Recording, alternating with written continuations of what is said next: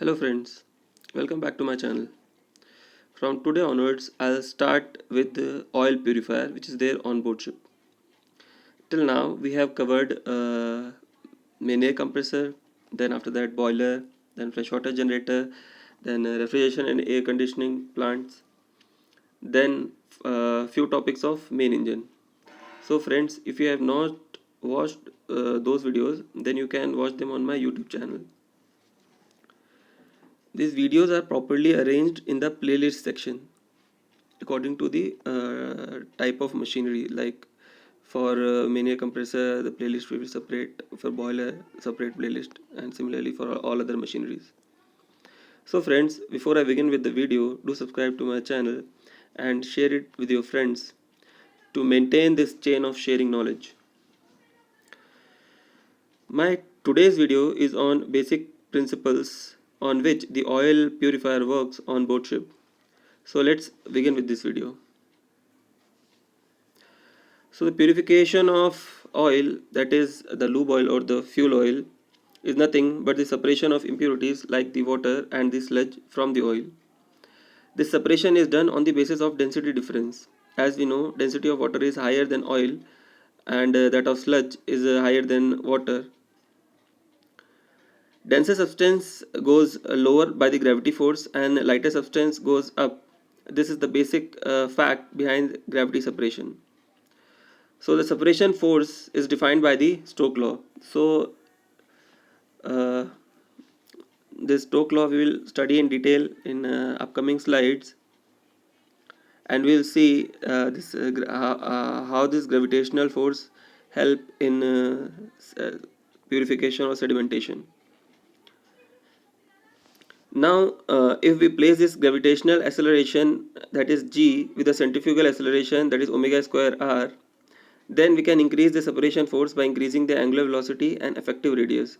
So this we will see after we have seen the separation process by the gravity. Then we will see the effect of omega square r in this separation force formula. Thus, if the settling tank is replaced by a rotating cylinder, the separating force and hence the speed of separation can be increased, and this is called centrifuge. So the principle still remains the same, but the rate of separation increases because of increase in centrifugal force or this force of separation. Now let's see the Stokes law or the basics of separation in detail. So as we can see in this diagram, this is the water droplet which is moving in the oil. So if the particle moves horizontally with the flow and this vertical under the gravitational force, so this gravitational force lead to gravitational separation or separation of oil and the water. So the following forces act on this water droplet. First is the gravitational force, and it is given by the volume, then the density, that is the mass, into g. So this is the force of gravity. Then the buoyant force. So buoyant force is again given by the volume displaced by this droplet into density of the oil and then multiplied by gravitational force g. So that is the buoyancy force which is acting on this volume. So this is the buoyancy force and this is the gravitational force. And the third force which is acting on this droplet is the drag force. So the formula for the drag force is 6 pi. This is the symbol of efficiency, which over here means the oil viscosity, then the radius of this droplet, and then the velocity of separation. So this is the drag force formula. So these three forces act on this water droplet which is flowing in the oil. Now if we apply this free body diagram equation on this droplet, then the net force acting on this droplet will be force due to gravity minus the gravitational force minus this drag force, and this is equal to, as we can see, m into acceleration, that is rate of change of velocity is acceleration, where this mass mp is the mass of this particle and v is the particle settling velocity. So this the terminal settling velocity is attained very quickly, and the acceleration in that case becomes zero. That is, the body only drops down with a constant velocity. So in that case, the rate of change of settling velocity with respect to time will be zero. So this total equation, that is, this equation will be equal to zero. So Fg minus, that is the gravitational force, minus the buoyant force minus this drag force will be equal to zero. So in that case, this is the force of separation, which is equal to the drag force. So this is finally what we obtained from this equation. Now after that, we just need to put all the values of forces which we have seen in the first slides, that is the value of Fg, Fb and Fd in this equation, and we get this equation, that is 4 pi r cube by 3 into density of water into g, that is this is the gravitational force. Then we have this buoyant force, and then this drag force. This forces which we have already discussed in the previous slides. So after solving this equation, we finally get the velocity, that is the particle settling velocity. So after this equation is solved, we get the particle settling velocity and the oil viscosity.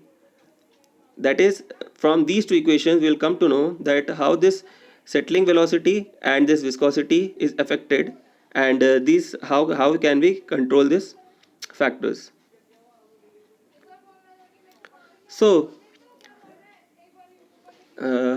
if the viscosity of the oil increases, that is, if this value is increases, in that case the velocity of the falling sphere will decrease. That is the particle which we have already seen, this particle, that the falling velocity will decrease as this viscosity is lying in the denominator. And if the viscosity of oil will decrease, then in that case the velocity of falling sphere will increase. So for this reason, the viscous fuel is heated and its viscosity is decreased. Any particle of water contained in the fuel will separate out more easily because there is high velocity. So this is the reason why we heat fuel to a proper temperature for separation. It can also be seen that the density of the oil is reduced, the velocity of the water particle increases. So if this is reduced, then ultimately again this velocity of separation will increase. If the density of oil is same as that of the water, the difference in the density will become zero and the value of this velocity will become zero. So this is the third thing which we will come to know, that if this value, that is the density difference between the oil and the water, becomes zero, then in that case the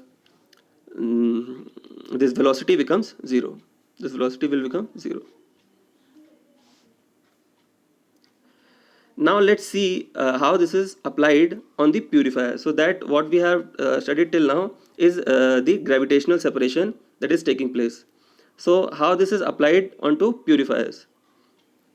So the acceleration cannot be attained in the gravitational separation to enhance the separation force, but if the operation is subjected to centrifugal force, we can increase the separation force. So again this is the equation of the separation force. So in this case, in case of gravitational separation, this is the acceleration which is provided by the gravity. But if we replace this g by omega square r, that is, we rotate this purifier with the velocity of omega, angular velocity of omega, then we can increase the value of separation force.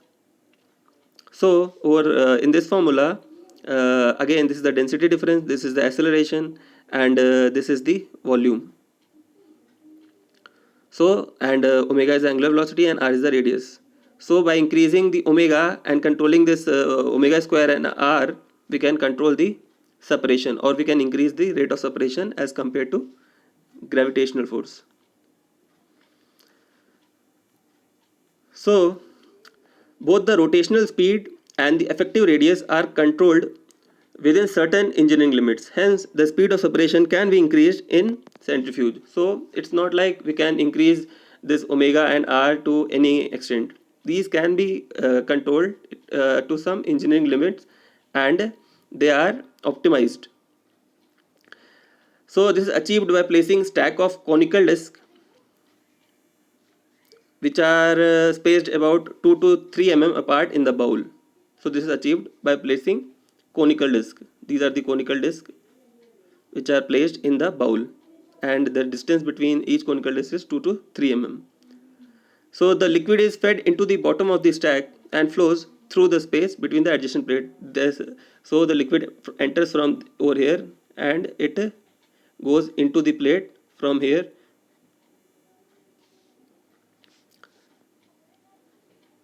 The plate acts as extended settling surface with the heavy impurities impinging on the undersurface of the disc.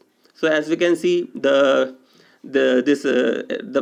disc actually acts as extended settling surface, as we can see from this diagram and this diagram. This tells us the extended surface, and this tells us why the disc are in some particular angle.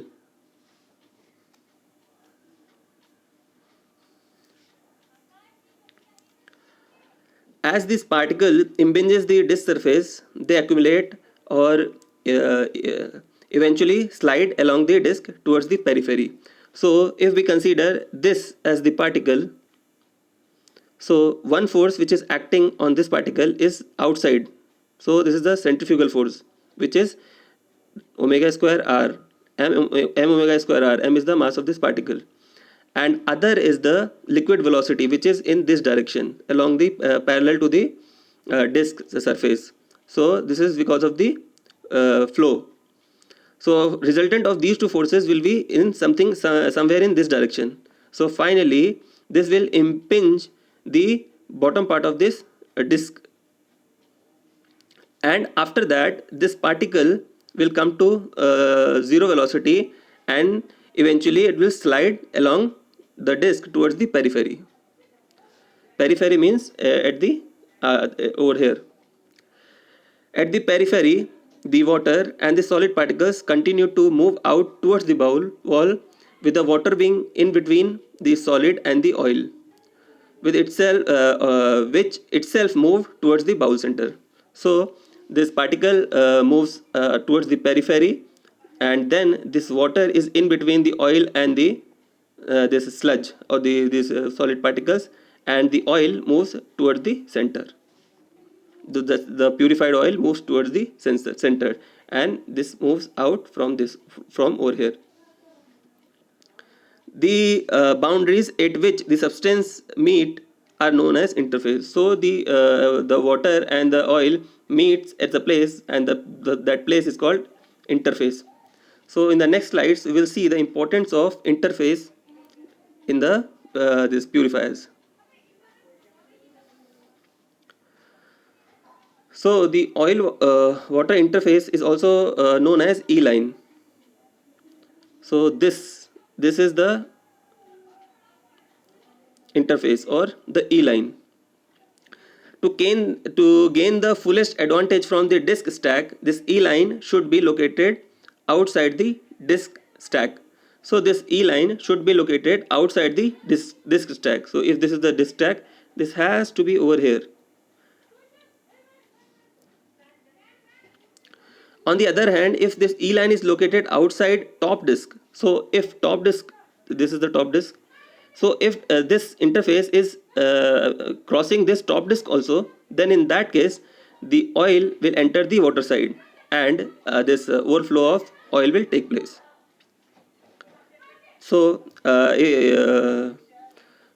if it is located outside the top, the discharge of the oil in the water phase will take place. So E line is confined within a constrained limit.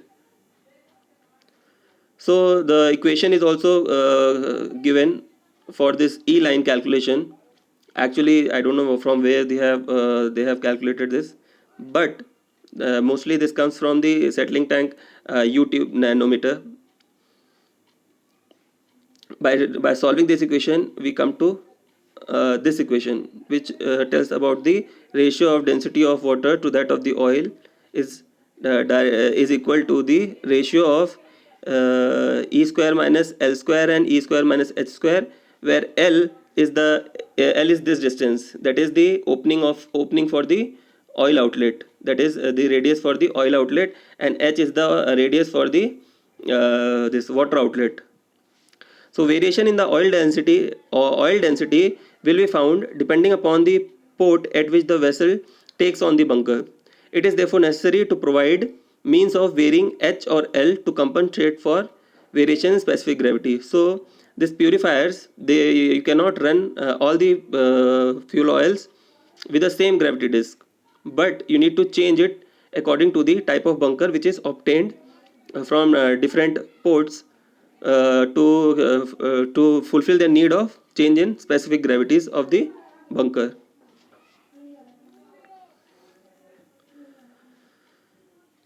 It is usually this dimension H.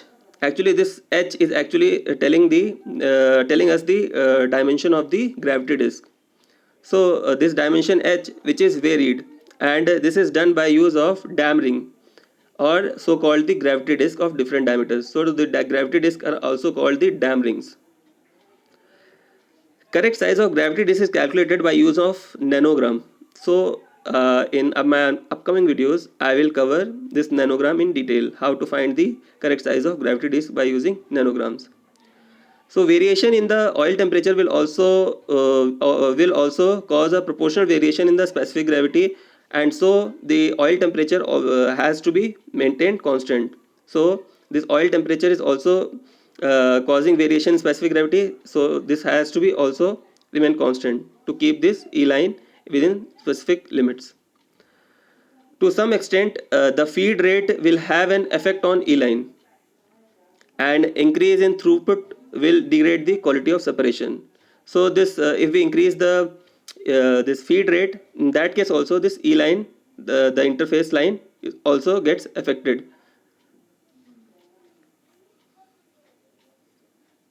So thank you friends, hope this you have everything is clear about the basics of purifiers.